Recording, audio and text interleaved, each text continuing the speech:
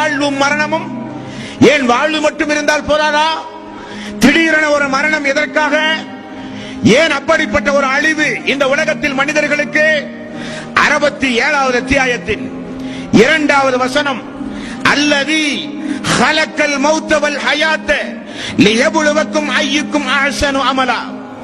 மரணத்தையும் வாழ்வையும் ஏன் உங்களுக்கு நான் தந்தேன் என்றால், உங்களில் நற்செயல்கள் செய்து அழகானவர்கள் யார் என்பதை சோதிப்பதற்காக வேண்டி தந்திருக்கிறேன் என்கிறான் அல்லாஹ். மரண தேதியை அல்லாஹ் ஏன் தீர்மானித்தான்? மரணத்தை ஏன் அல்லாஹு தஆலா தந்திருக்கிறான்?